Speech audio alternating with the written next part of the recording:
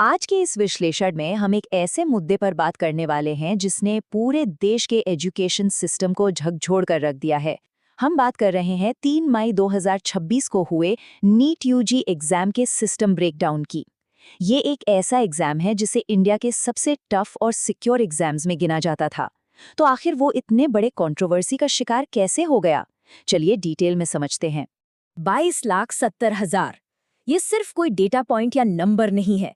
ये नंबर्स दिखाते हैं उन लाखों बच्चों और उनके परिवारों को जिन्होंने इस एक दिन के लिए अपने जीवन के सालों लगा दिए थे। जब एक सिंगल पेपर कॉम्प्रोमाइज होता है तो इन सभी की मेहनत और उम्मीदों पर पानी फिर जाता है। इस पूरे क्राइसिस का स्केल कितना बड़ा है, उसकी शुरुआत इस नंबर से होती है। तो आखिर ये पूरा बवाल शुरू कहाँ से हुआ? एग्जाम डे से लेकर उसके कैंसिल होने तक के सफर पर एक नजर डालते हैं। टाइमलाइन वाकई बहुत तेजी से आगे बढ़ती है। 3 मई को मिलियंस बच्चों का एग्जाम होता है, लेकिन एग्जाम खत्म होते ही टेलीग्राम और व्हाट्सएप पर कुछ पीडीएफ्स और गेस्ट पेपर्स वायरल होने लगते हैं। रिपोर्ट के हिसाब से राजस्थान के केमिस्ट्री टीचर ने जब उन वायरल पीडीएफ्स को रियल पेपर से मैच किया तो उनके होश उड़ गए, क्योंकि क्वेश्चंस बिल्कुल सेम थे। उसके बाद तो जैसे आग लग गई। मई के मिड तक आते आते सरकार को भी मानना पड़ा कि एग्जाम कॉम्प्रोमाइज हुआ है। जगह जगह प्रोटेस्ट शुरू हो गए और आखिरकार इस ओरिजिनल एग्जाम को ऑफिशियली कैंसिल करके सीबीआई प्रोब के आदेश दे दिए गए। अब आते हैं सबसे बड़े और परेशान करने वाले सवाल पर। इतना फूल प्रूफ माने जाने वाला सिस्टम आखिर फेल कैसे हुआ? जाने माने एजुकेटर अलक पांडे ने इस बारे में एक बहुत चौंकाने वाली बात बताई है। उनका कहना था कि जो चीज बाहर आई वो आखिरी मिनट में बनाया गया कोई अनुमानित गेस पेपर नहीं था, बल्कि पूरे 180 क्वेश्चंस का एग्जैक्ट पेपर एग्जाम से 15-20 दिन पहले ही बच्चों तक पहुंच चुका था। यानी ये कोई लास्ट मिनट गड़बड़ी नहीं थी, ये एक बड़ा और वेल प्लान्ड ब्रीच था। सोर्सेज के हवाले से इस पूरे लीक के 3 मेन स्टेजेस सामने आते हैं। पहला, वनरेबल प्रिंट एंड ट्रांसपोर्ट, यानी जहां पेपर छपता है और जहां से ट्रांसपोर्ट होता है, सिंडिकेट्स ने वहीं से पेपर का एक्सेस निकाल लिया। दूसरा स्टेज और भी अजीब है, जिसे होटल मेमोराइजेशन कहा गया।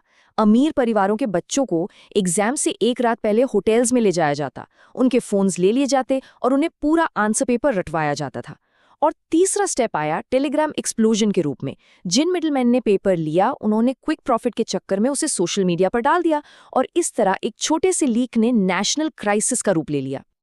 अब जरा इस ब्लैक मार्केट की इकोनॉमिक्स को समझिए कि आखिर इतना बड़ा रिस्क लोग लेते क्यों हैं।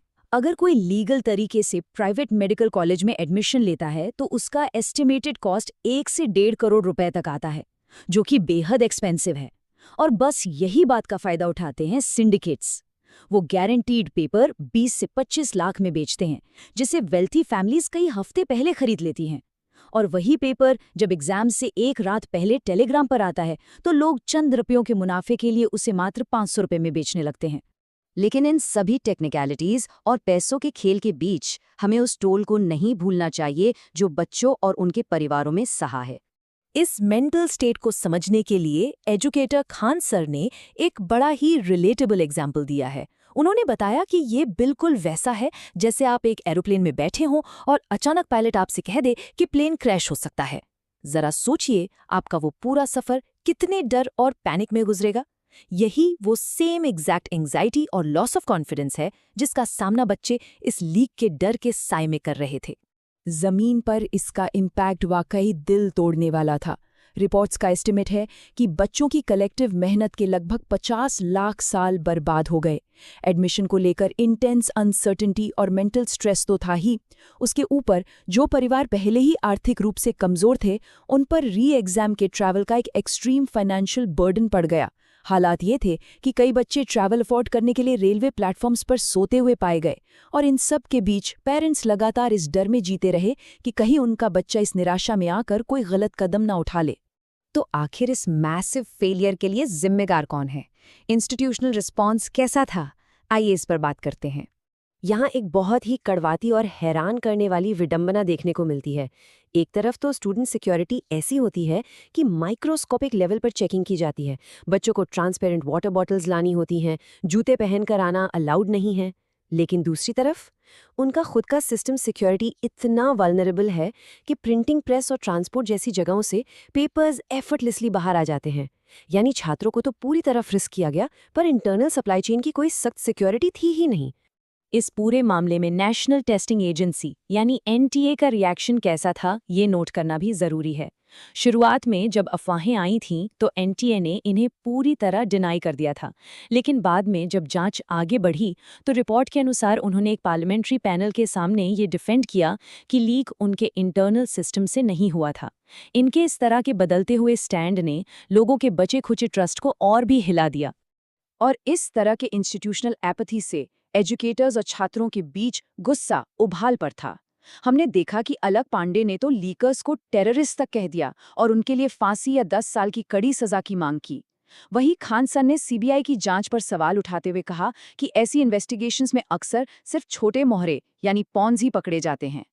एक डिस्टर्बिंग फैक्ट ये भी सामने आया कि जो लोग आवाज उठाते हैं या विसल ब्लोअर्स बनते हैं, उन्हें प्रोटेक्शन मिलने के बजाय कई बार उन्हीं पर एफआईआर दर्ज हो जाती हैं। और सबसे शॉकिंग बात सोर्सेज से ये निकल कर आई कि कुछ सिटीज में तो इन सिंडिकेट्स को बच्चों का फ्यूचर सिक्योर करने के लिए हीरो जैसा ट्रीटमेंट मिलता है। ये दिखाता है कि एक फेयर सिस्टम में लोगों का विश्वास कितनी बुरी तरह से टूट चुका है।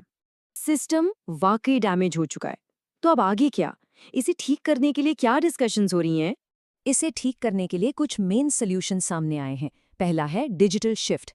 एजुकेशन मिनिस्टर धर्मेंद्र प्रधान ने सजेस्ट किया है कि इस टेस्ट को पूरी तरह से कंप्यूटर बेस्ड टेस्ट यानी सीबीटी में बदला जा सकता है। दूसरा, हाईएस्ट ओवरसाइट। एजुकेटर्स की डिमांड है कि इस एग्जाम को डायरेक्टली पीएमओ या सुप्रीम कोर्ट की निगरानी में लाया जाए। तीसरा बड़ा आइडिया है एंड टू एंड एन्क्रिप्शन का, यानी पेपर एग्जाम स्टार्ट होने के एग्जैक्ट मोमेंट तक डिजिटली एन्क्रिप्टेड रहे। और चौथा, बेहद इंटरेस्टिंग सोल्यूशन है विसल ब्लोअर बाउंटीज, यानी अगर सिस्टम के अंदर का कोई स्टाफ इन लीक्स को एक्सपोज करता है तो उसे 1 करोड़ रुपए तक का रिवॉर्ड दिया जाए। इन सभी प्रपोज्ड सॉल्यूशंस और आइडियाज को देखते हुए एक फाइनल और बहुत बड़ा सवाल हमारे सामने आता है।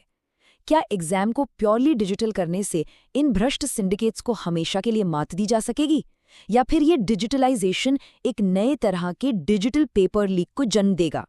ये एक ऐसी प्रॉब्लम है जिसे ठीक करना अब छात्रों के भविष्य के लिए सबसे बड़ी प्रायोरिटी बन चुकी है। इस आने वाले फ्यूचर और इन पॉसिबल रिफॉर्म्स के बारे में जरूर सोचिए। आज के इस विश्लेषण में हमारे साथ जुड़ने के लिए बहुत बहुत शुक्रिया।